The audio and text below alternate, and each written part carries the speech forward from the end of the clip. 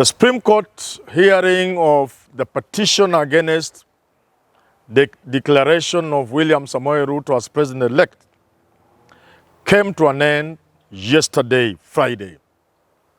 So the country is expecting the verdict from the Supreme Court, according to the Constitution, by Monday.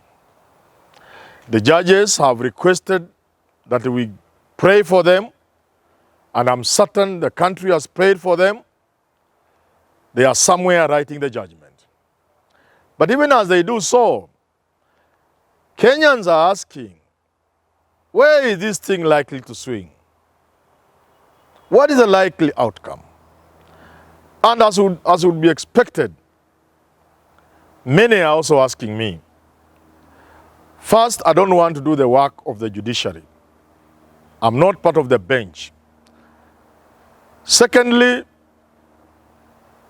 there is a rule of sub judice, and I don't know how it works. I'm not a lawyer.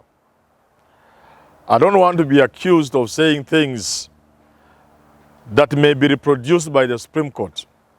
And people say, then maybe I knew what was going to happen. So I refrain.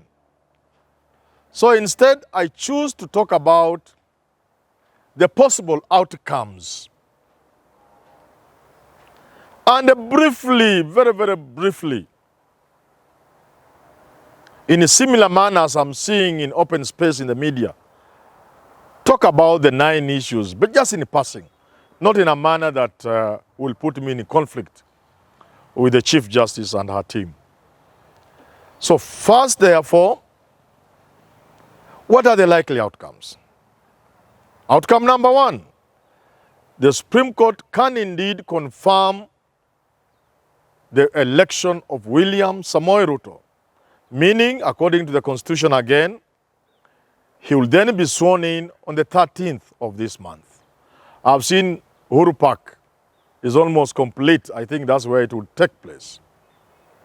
The second option, which is far, and the Council for Petitioners were invited by the bench to give the bench an idea of what they would do in terms of in terms of 80 Elections Act at 84, which would allow an election court to hand victory to the person who wins in the event of a recount showing he won and he was not part of the mess. I don't know why the Azimio team didn't. Because a recount, in my thinking, does not necessarily have to do with the votes across the country. Recount could be retallying. So that option of Raila being declared wasn't canvassed by the council. I can see Bilal is coming, yes? Oh, yeah, silver button. Wonderful. From the United States of America. Oh, wonderful. From America. Good. From YouTube. Wonderful. Our viewers, there you go. We asked you. We told you to support us. We are finally there. At 100,000 subscribers, this is what we were asking you to help us get together with you. We are really grateful. We celebrate you. We're going to open this, Bilal, at the end of this show. Yeah. I think I'll make this show a little short so that you can celebrate the silver button. Thank you very much again. So I was saying, even with the excitement of the silver button, I was saying the Council for Petitioners did not canvass that point. So I don't think that option may be coming on Monday. The option of looking at who won, and if the person who won was not involved in illegalities and irregularities in the floor, then you pronounce him. So let's go to the most likely option, other than the first option. That is the option of a nullification. So that you say this election was flawed beyond repair, and therefore, let's have another election. Now, the question people are asking, what would happen if a rerun was ordered, and yet the IEBC has been described as dysfunctional? That word was even used by the bench. Of course, courts. How do you handle a rerun if Chebukati has been demonized, and if the court by nullifying the election, the court will be admitting that IEBC indeed is dysfunctional, and Chebukati could be indicted? So how do you go forward? It's unlikely you would say, let the vice chair conduct, for two reasons. The weaker reason, of course, will be about a chairman being a lawyer, qualified to be judge of the Supreme Court, etc., or a judge in general. That's a weak case, because I can argue against that. But the bigger issue would be, Cherera is most likely biased, and that bias is obvious to everybody. How do you hand her the election to conduct on behalf of IEBC? Are you not handing it to Raila Odinga? That will be a bigger challenge. So people are saying, then what happens? There's an option I've explored which requires conviction and courage from the Supreme Court, which I don't see coming. Which is to say, we better bite the bullet as Kenyans. Let's reform IEBC in a year or so. Because we have a president in office, let him continue. That is an option. But I'm sure it will not be a popular option with Kenyans, who will be in a hurry. My only fear is, after a number of years, you could come back and wish we had done it as you would be doing that time. Let's hope that doesn't happen. So the better option, if you order for a rerun, if you asked me, would be for the Supreme Court to put measures in place, including procedures, including agents, that every candidate, if there are 4, if it's a 50% mark that was not reached, you have Raila and Ruto say, each one of you have your agents, deposit the names and their telephone numbers in court, deposit their money that you have agreed with them in court, the court will pay them. The Supreme Court could also say, we are going to be more manual than the law says. Although the images will be relayed, but we want each of these agents to give Form 34 to their ward agents, because then the Raila and the Ruto will have agents at ward level, who would in turn give 34S to agent at constituency level, who will be given up to the 3rd day to be at Bomas, with the 34S and the 34Bs from the constituency, to meet there with the IEBC returning officers from constituency, with their 34Bs and 34S. And the first task at Bomas, if possible, supervised by the Supreme Court, if need be, will be to put all the 34S from the constituency, each constituency, and we have many desks there and tables, to see and only isolate those where there are discrepancies. Where there are no discrepancies, then the counting begins as we address the... So it's quite possible. And then you would also say as a Supreme Court, let us expand the meaning of agent, chief agent, so that Raila brings 4 agents, Ruto brings 4, and they work together with the IEBC, even with the supervision of the Supreme Court, so long as we do not violate the independence of the Constitution, IEBC being a Chapter 15 commission, which is protected in 251 or 255, I can't remember, I'm not a lawyer. So that is quite possible. These elections can be held. The final thing we want to say is this. The Supreme Court is more likely going to be forced to look at the political situation in the country and to make a decision, because they are a political court across the world. Ask yourself, if you nullify or if you don't nullify, which of these options offers the best stability for the country? Now, the Supreme Court has been handed a very easy option. Because if I look at this case, neither the petitioners nor the respondents have been overwhelming. The petitioners have a good case. There is evidence. The respondents have responded well, have rebutted, have given evidence. But none of this is so overwhelming as to box the Supreme Court into a corner. None. So the Supreme Court can wriggle, can play around and offer a very political judgment because no side can convince me. They have overwhelmed the other side so much that the Supreme Court is boxed into a corner. So that's what I can say as a Kenyan, as a public person in public space who looks at the politics in this country, a person who has followed what was happening in the Supreme Court, a person who can look at the 9 issues isolated by the Supreme Court. And if you look at those 9 issues, there are those that have been answered in the negative. Is the technology secure? Well, the footprints of Jose Camargo, it wasn't quite refuted successfuli. Teams kits transmitting results from Bungoma and Nyeri, same serial number. A Teams kit transmitting from Eldoret, Rescos or something like that, Sudi's place, and Moranga, and those kind of things.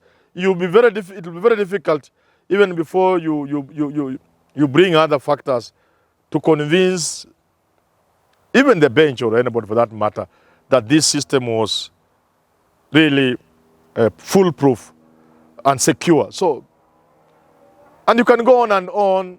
Omtata has made a presentation, forceful, but the experts in court may disapprove of it, but it's forceful nevertheless. The scrutiny has revealed certain things. The transmitting kits, issues of JPEG, colored, and so on and so forth. So there is none that is watertight. Neither the petitioners nor the respondents have conclusively, in my view, presented a case that leaves the Supreme Court with no choice and no option but to give them. Not the petitioner, not the respondent.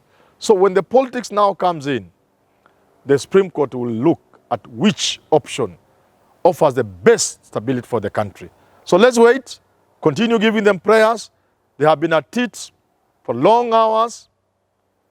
These are patriotic Kenyans, and they have our prayers. Hey there, Prof, you're just from doing your video. Yes. You showed us we have now a silver button. Correct. And we are proud. And we decided to buy kanyama. Yes. Eh? A whole nyama mkulem. So let's unwrap this. Yes. Open it, get to see what it is. Silver button what YouTube? From YouTube. This thing is difficult. Yes. Okay. How do you open it now? Bring the other side, yes, like that. Right. No, do like you are putting down. maybe you should take. Bring the knife. Young man, you are young people these days, you are useless, eh? Oh, that is what you should have said. Yes. But I've seen many years, so I should know more than you. So it's a silver button. Yes, there it is. Thank you, by the way, so much for subscribing. I'm here with the crew. If you hear guys around here. Yes. Wonderful. Maybe I can just show it to this camera. Simon is behind this camera. Yes. It has said some 100,000 subscribers. Just how far you have come. If each of your subscribers were a light year, they could take you from one side of the Milky Way to the other. That's far, and it is why today we are so excited to celebrate your special YouTube journey with you.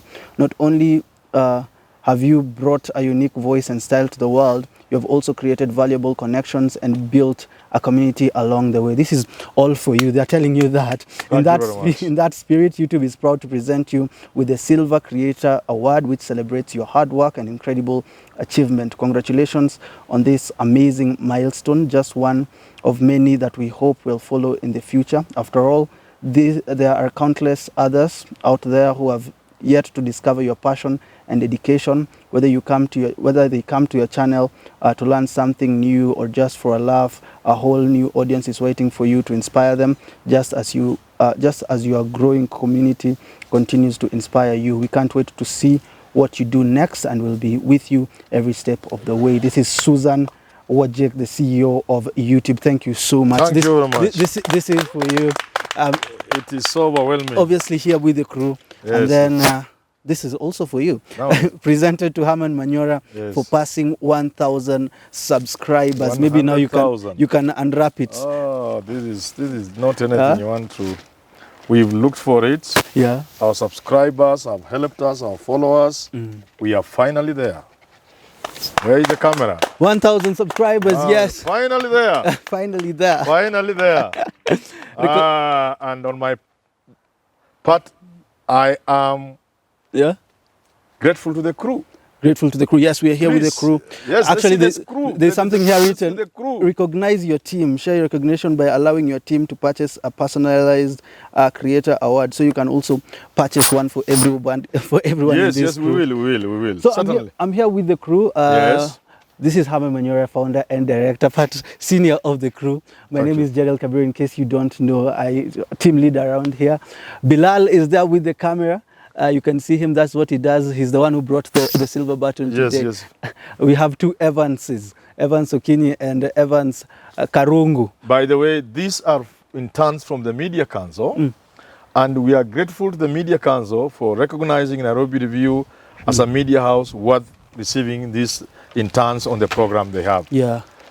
Evans and Evans. Evans. One is Evans, another one is Evans. They have been very nice young men. They have come to the end of their internship. We wish them the best wherever they go. I would recommend them to any employer anytime. So if you're looking for someone to do your camera, Evans, you know, he has been presenting here, and the other Evans also has a passion for presenting and too. Editing, Very good at it. And then we have Obote there. He helps us with the logistics, driving here. And the pilot. The pilot, super pilot. Thank you so much, Obote. You do a really nice work for us. We have Brian. You call him our consultant. He is our consultant. He was working with us. He left, but he's still consulting for the crew. Brian. Thanks for that t-shirt, bro. You need to change it. Tupac. Yeah, you need to change it. And then we have the man with the hair. This guy cannot comb. It's called Bush. George. Bush is our social media content creator, does posters. He does really nice work with posting. He's also a videographer, photographer for us. Does a really good job. Also working part-time. He works with other people. Bush, you left, but you're still with us. That's the benefit of working with Herman. We shall reduce his salary. We shall reduce it. And then we have, of course, you know him, Richard Mwenja, businessman or economist. He's our presenter with here. the Siasa Brigade. With also Siasa Brigade. He does a lot for us. Thank you so much. The live shows on Friday are his. Siasa Brigade live on Fridays, 7:30. 7:30 Siasa Brigade. And then the other camera person who is also recording us now, Simon Irungu. He's a cameraman, he's a presenter, he's an editor, jack of all trades. The Big Question. The Big Question, that's the name of his show. Simon. He also does Big Question live. Okay, yeah. This is a serious crew, except it's gender blind. Gender blind, not neutral, or even not at all. So if you're a lady and you like to work with us, you can just write to us through hermanmanyora22@gmail.com, and we will consider you. We actually need impartiality to single you. And then we have Kennedy Kimtai. Finally. He does public opinion on the streets. You might meet him around town. That smile, you're smiling too much today. Kennedy Kimtai. He knows we are going to eat some guy meat. from Kapsabet. Yeah. And thank you, gentlemen. The crew, this is a wonderful crew. Yeah. And I'm very grateful. Yeah. I'm grateful to YouTube for the award, and to my subscribers above everything else for making this possible, for bringing it to us, and we can never ever stop appreciating and thanking our viewers and subscribers. Maybe even as we ask them, can we have another milestone like YouTube has said? It's a challenge. Yes. Please, if you know somebody who hasn't subscribed to this YouTube channel, do so. Thank you very much. Yeah, maybe finally you can just tell people why you decided to create this channel. In case someone doesn't know, why are we here? Why did you, what led you to us? In 2017, when the country was almost going down, immediately after the election, I got thinking. And I think my first video, or thereabout, first or second, I addressed to Uhuru Kenyatta and Raila Odinga. I told them, this country is bigger than you. get together and let's save the country. Because the country was going to the dogs. I said, no, let's get together. So the main reason why I started this channel was to help Kenyans have a national conversation over political issues going on in the country. Knowing all too well that whenever there is a conversation around something, nothing ever goes wrong. Yeah. What you think is so difficult melts into nothingness the moment you talk about it. So this channel, we've struggled, the journey has been hard. Unknown to even you people, and this, it is quite a struggle. Yes. I have produced a video before you joined us, and we began doing almost many other things. Yeah. Every Saturday, without fail, apart from the time I was in hospital for a couple of days when I was involved in a car accident. Every Saturday, without fail, for all these 5 or so years. It's been difficult getting even somebody to shoot you. In terms of the videos, production, it's been expensive. And contrary to what many people may think, there's not money coming from it, so that you are saying I'm earning from YouTube. So this has been a exciting journey with challenges, a little difficult, but exciting. And we are happy finally we are here. And this means we are going far. Yeah. And we thank our subscribers. Thank you so much for praying for us, for subscribing, for ensuring that we're doing this. We have now 100,000. We're getting to 500,000 soon with you. Thank you, Prof. You've made all this possible for everyone, people here. And now for a little nyama choma. Yeah, we're going there. Nyama choma? Yeah. Thank you very much. Let's go have some nyama choma. Thank you so much, Thank crew. you very much. And thank you for subscribing. Yeah, thank you very much.